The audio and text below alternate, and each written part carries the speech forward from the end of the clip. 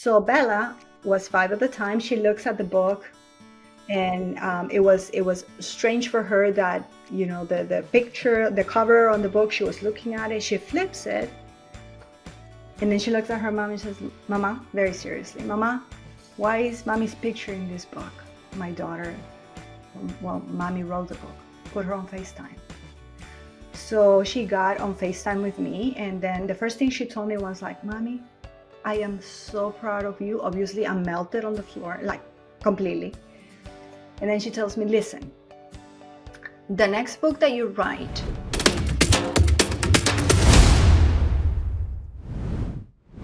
Hello, welcome to Finding Your Spark Again. I am so happy that you are here with us again today. My guest today is here to talk to us about leadership and happiness. So that's a combination we don't hear too often.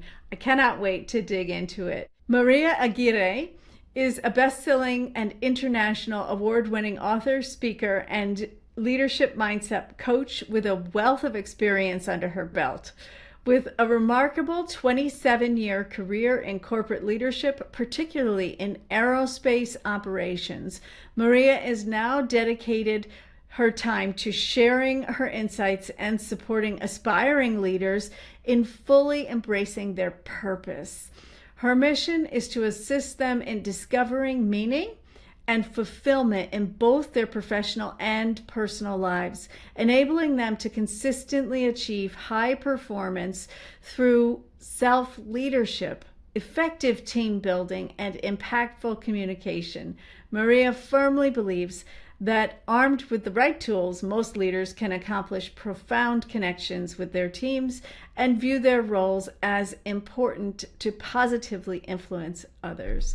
I am so glad to have you here today, Maria. Welcome. Annalyn, it's such a pleasure to be here. I'm so excited to be here with you and your audience. Oh, thank you. I feel so lucky to have you here because to talk about leadership and purpose and joy, right? Those three things are not usually associated with one another. I mean, often people will say something like, "Oh yes, if you find your purpose, then you can be happy. Then you'll know how to be happy," or right. But you don't see yourself in a leadership role, right, in that moment. So I love that we're putting these three things together, right? Because Yes. as you know, and our listeners know, I am all about prioritizing joy so that we do the inner work and then we can really lead. But I loved our conversation that we had in preparation for this and cannot wait to hear your take on it. It's such a treat to be here. Thank you. And this topic is so close to my heart that I'm so happy to be here with you. Thank you. Thank you. So tell us a little bit about how do we think about leadership in a way that aligns with purpose? So it's a tricky thing, right? Because some people that I have conversations with, they tell me, "Well, Maria, I don't have a team. I'm not a leader." Every single one of us is a leader. And sometimes we try to downplay the importance of the role model that we serve in people's lives. In parenthood and with our siblings, with our parents, with the people around us in our community, our friends, we are leading in a way or another, negatively or positively. In the work environment, there's a lot of disconnect between what leadership truly is. The way I see it is, when you're leading a team, you have two different hats. I call it the tale of the two hats. You put the hat of the manager, then you're responsible for the business part, numbers, budgets, KPIs, all that good stuff. But when you take that hat off and you put the leadership hat on, your sole purpose in that job is to care for the people that you're being entrusted to lead. And leadership, purpose, joy to me is that service, that adding value to other people. And that's why for me that concept of living in your purpose and serving in a way that adds value to other people brings joy to your life. I love that. I like that you're bringing out this concept of seeing people, right? Yes. That when we're in a leadership role, we're not just making sure, in accountability, we're not making sure that, oh yeah, did you do the job and was it a good job and all of that. But you're really talking about something much bigger, about connecting on a level where you can really see someone in their full potential, even when they can't see themselves there yet, right? Absolutely. And you see, the essence of team building is relationship building. And to build that relationship, you really need trust, right? And people when only trust you when you see them and when you hear them. Yes, it's one of those big things. We all want to be seen, heard, and understood, right? Yes. Yes. And if you can tap into that for yourself, then your ability to do it with other people is really enhanced, isn't it? Absolutely. And that's why I always said, that leadership is an inside job. It starts with us first. You have to do the work because you cannot give to others what you don't have. So I hear a lot people say things like, I want to be a leader. They don't see themselves as a leader yet. I I want to know my purpose. I need to have my purpose in order to be a leader, because otherwise, what am I leading? Right? Can you talk to those viewpoints a little bit? Yeah, definitely. I think that we're in this journey of exploration as human beings, and there's certain things that we need to go through to understand what is that we want, what is that we don't want. And you have to start before you're ready. You're never going to have a roadmap with every single solution to every single problem. It's really trial and error, like everything else in life. And I think that the beauty of it is just embracing failure. I love embracing failure because there's so many lessons that you learn in failure. And every time that I've made a mistake, my growth has been tremendous, and it has given me the stepping stones to reach that next level in which I succeed. So I would say to people that think that they need to have everything figured out before they can lead, it's selfish, because this world needs what you have to offer right now, and you will develop as you go. Perfect your craft as you go. But perfection and an exact science is never going to be there. So you're never going to really step into what you've been called to do. What does it look like to be able to help people step into what they've been called to do? It's such a great image, right? Because for me, it really brings about the bird scenario. I don't know if you've heard this, but mama birds, they don't help the baby birds. They go across and they start yelling at them. And then the baby bird has to just come, and they don't bring them food. They're like, you got to figure this out. You have to figure it out. Right. And so I love that idea of like, that's what calling feels like. That's what, when you're called, you feel like, I don't know, I can hear it. I don't know how to do it. I don't know how to, like, do I have wings? I don't even know how to flap these things. I saw the mama bird do it, but I don't think she's big. I don't think it's going to work for me, right? So there's all of this kind of nonsense going on in when we hear that calling. And stepping into that, like really leaning into that, is such a beautiful thing when people can really do it. I would love to hear you talk about that. Yeah. Yeah, I think that, in everything that is worth doing in life requires a leap of faith. Mm. And we have overcomplicated things as we grow older.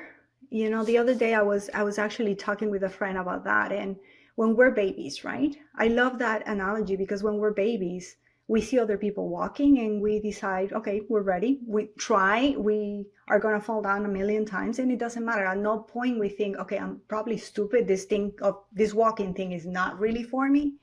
I should just quit and crawl the rest of my life.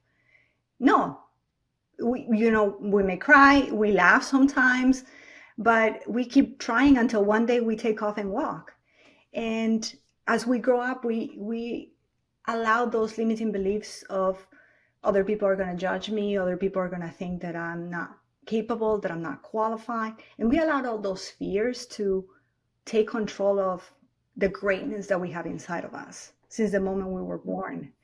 And so it requires a leap of faith. And I think that's when we have the honor really to be somebody's leader, we need to have the awareness that we need to allow them to make those mistakes, that trial and error process, and help the people that we lead step into that bigger capacity that they have, but letting them know, here, I'm shouldering you. I'm here with you. We're going to try this together. If you fall down, I'm going to pick you up. Doesn't matter. I believe in you. And I think that the I believe in you is so important and so overrated. I like that. I believe in you. It's a very different way of approaching leadership compared to sort of the old guard, right? Of like very demanding. This is how you lead people. You tell them what to do. You get them to do it.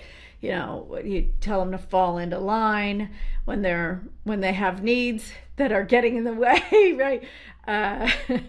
And so that faith in the people who are helping you to serve the world, right? Because that's really the team you're building, isn't it? It's like we have a mission, and that mission may be a piece inside of a corporation to be able to fulfill this portion of the larger mission, or it may be in the case, like for instance with me, I am the company, right? I am the only one. I've got people that help me, right? And those people who help me allow me to have that mission, to be able to bring it into the world. I find that so many times when we are employees, right? When we are in a company, we feel like, just a cog, doesn't matter if it's me, could be anybody. I just have to take the widget from over here and put it over there. Even if our jobs are quite complicated, we don't necessarily have the ability to value ourselves without that vision of a leader, do we?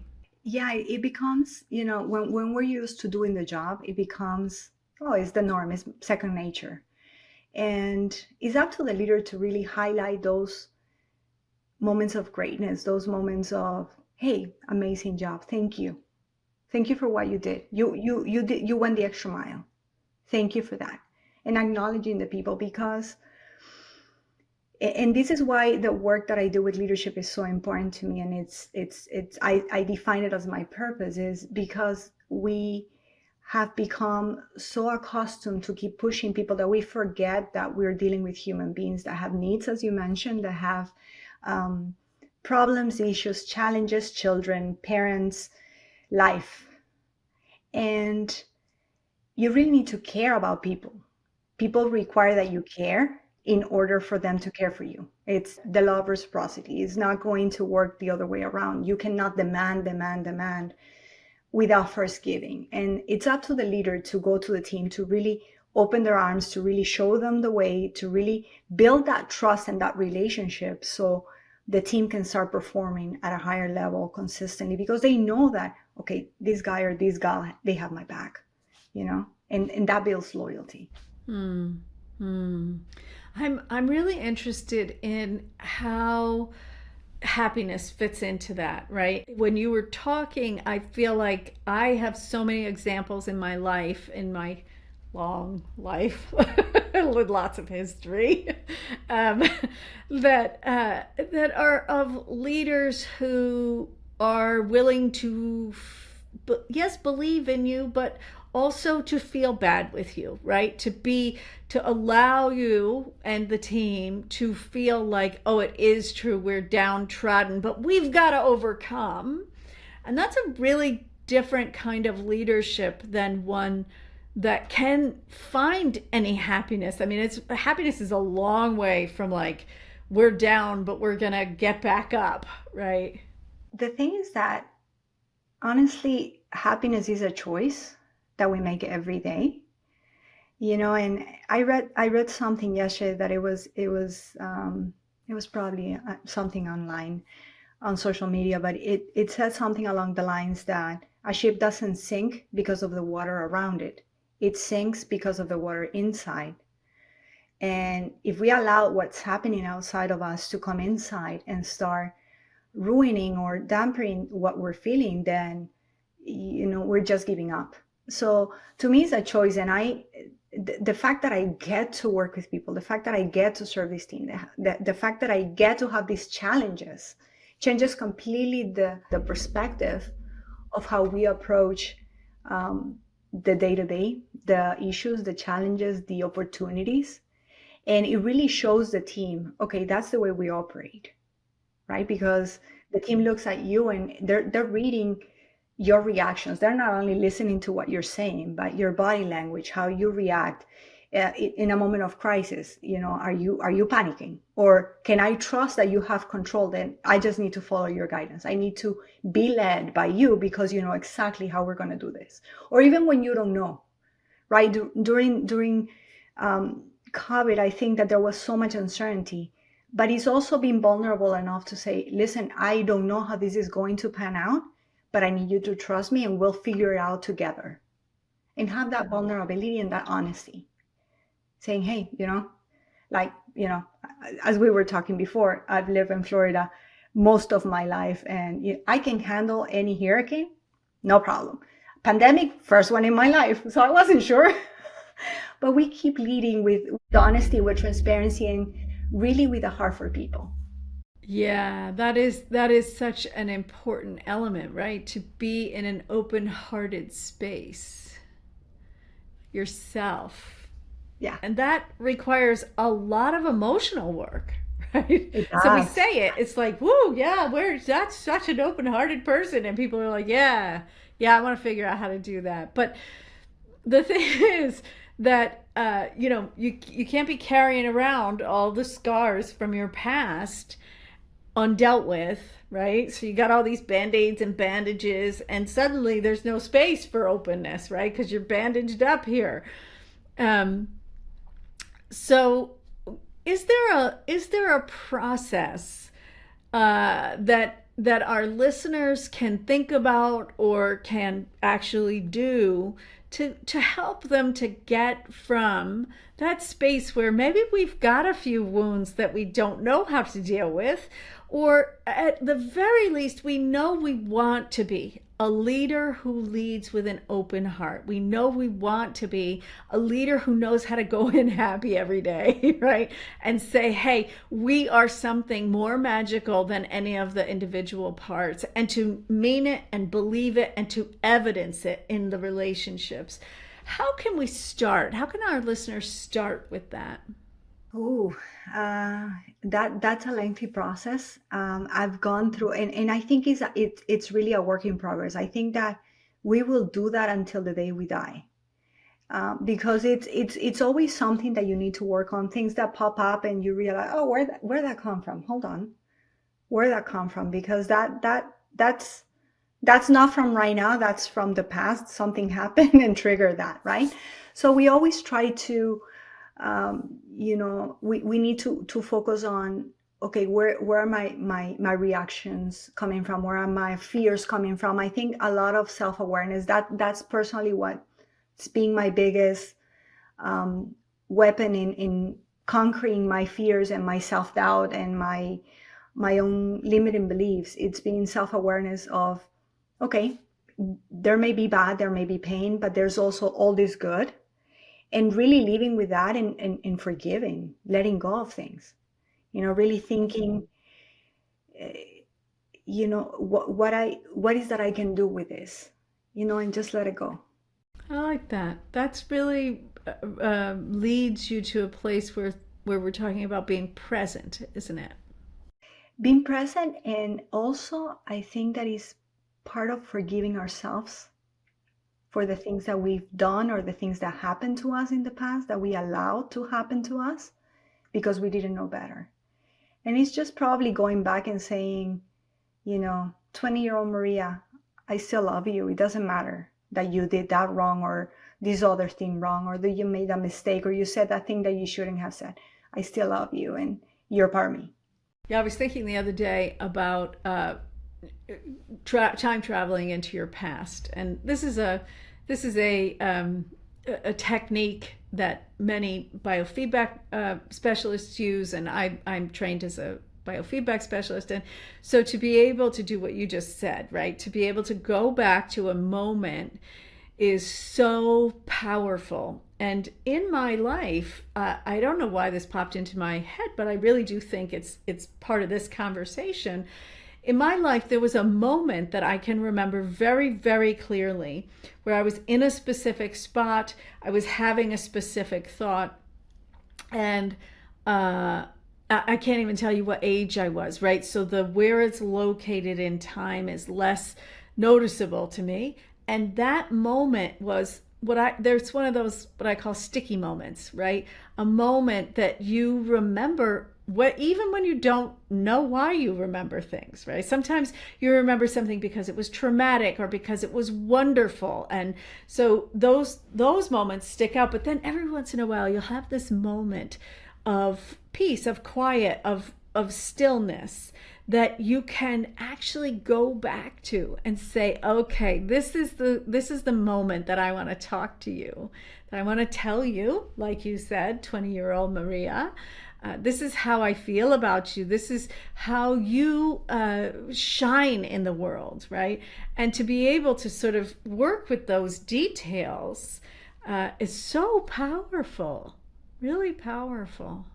One thing that really saddens me is that people sometimes, and this happens, for example, in a job interview, when they ask you that infamous question, what is your biggest weakness?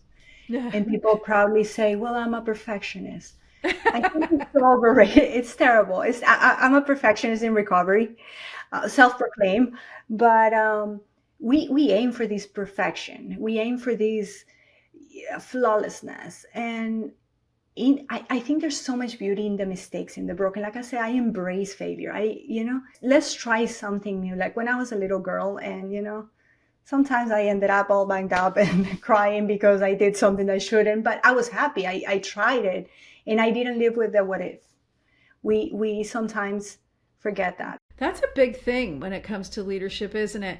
To really say, I'm willing to leave nothing on the table, to say, I'm not gonna wonder what if I had sent that note to somebody, what if I had spoken when I had that tiny opportunity, what if I didn't apologize for making a mess, right? Because we all make messes, but what if I didn't find a way to heal those relationships? Those are such good reminders of how do we become purposeful and how do we become leaders. Yes. And yeah, it's so important, right? It's so important to really play all out. What if I fail? Yes, but what if you succeed? What if it's the greatest experience of your life? That energy you're talking about of being willing to live kind of fearlessly, that's very attached to the sensation that many people feel that we call happiness, right? We call it joy. When you feel that openness, that freedom, that spaciousness of I reached for it. Even when I fail, I reached. I don't, the regrets I have in life, they are only the times I didn't reach, right? They are never the times I reached and failed. So let's talk a little bit about joy, about happiness. How can we put that in the mix? Well, to me, I'm joyful when I'm learning something, when I'm growing. I think is challenging myself, learning new things, exploring new things. It's something that gives me a lot of joy. It's something that I think it makes me feel alive. And I think that's where I find my joy, right? Growing, and maybe that's why I embrace failure, because I'm always trying new things, and sometimes they pan out, sometimes they don't. But I get those badges of honor of, okay, I tried this different thing. And when I published my first book, there was a lot of self-doubt. I knew I needed to do it, and I knew that it was not going to let me live. It was going to torture me because it was inside of me and needed to come out. Like if you have a year's pregnancy, It needs to come out. That baby needs to come out. It was kind of like that. And when it was out, it wasn't perfect, but it was out. And I felt so much joy because I felt so proud of the growth that I went through that. It wasn't the object that the book is there.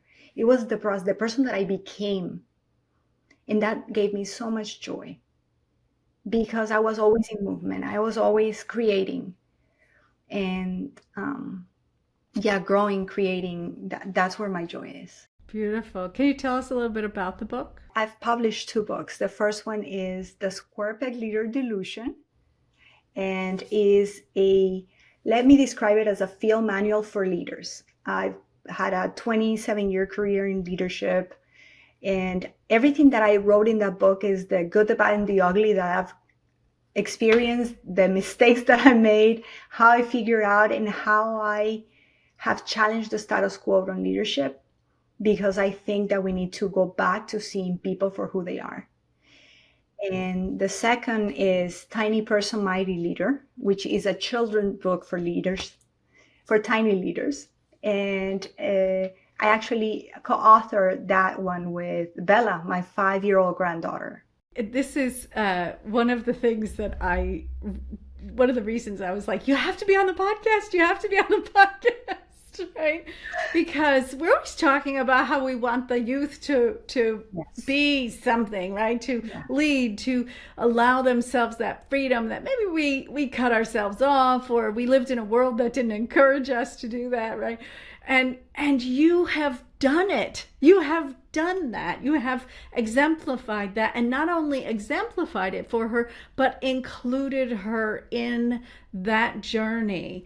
And to me, that is brilliant. It is brilliant and changes the world in a massive way in one action, right? In that, let's do this thing together. There is a story about how that book came. Would you be willing to tell it here? That's probably going to be my favorite story for the rest of my life. So I wrote that down diligently in my notebook, and we discussed the characters and the story plot. She changed a couple of things that she didn't like, and the book was published on June 1st. It's so amazing. It's so amazing. One of my favorite parts there's so many wonderful things about that story, but two of my favorite things, all right, I'm going to try to focus on one. One of my favorite things is that she saw something and said, I want to be a part of that. She didn't say, oh, I think that's super cool. I am a little kid, right? She said, hey, that's cool. I want to do that, right? And the other piece of it that is so incredible and inspiring is that she saw you for everything that you're good at.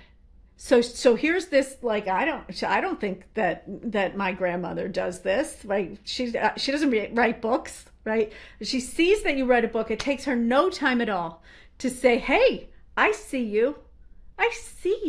You are an author. I want to help. I want to be a part of your mission. And that's really a big part of leadership, right? Is both sides of that, is being able to say, hey, I want to be a part of something, and also you're part of it, to be able to say to the people who say that to you, yes, your voice is important. Yes, absolutely. Collaboration is good, and I want part of it, right? It's so good. Thank you for bringing up the story. It's really a good one. I like it. Yes, and I'm so glad it's out, because when we last spoke, it was not yet out. Yes. So we will, of course, have the link on the page, and I will, of course, be buying the book. But I encourage everybody else to also go out and get your books, both of them. And so tell us, I'd really like people to be able to get in touch with you, to be a part of your world, maybe even to utilize your coaching. Could you talk to us a little bit about how can people become part of your world? Well, my mission and ambition is crafted into the company I founded, which is called Meaningful Leaders. So my website is meaningfulleaders.com. You can find me there. All my handles on social media are at Meaningful Leaders. And on LinkedIn, you can find me by my name, Maria Aguirre. And my coaching, I dedicate to leadership mindset coaching. I think it's so important to really unlearn certain things that we've learned and start learning new patterns, new things, and really tapping into that greatness that I said earlier, where every single one of us is born with. Because I think that every single person that we come in contact with deserves to have an encounter with an amazing leader. That's a world I like. Yeah. That's a world I can really see and You and me envision. both. Really, Yeah. Yeah. really beautiful. Such a beautiful dream and becoming reality. So Yes. thank you so much for coming here and sharing all of this with us today. I want to remind everybody that you can, as always, go to unbreakable.guide on your browser to get the guide to becoming unbreakable. Start with becoming unbreakable, resilient, right? Start with how do you do the inner work so that this world doesn't trigger everything for you, and then you can move forward and become everything that you hope for.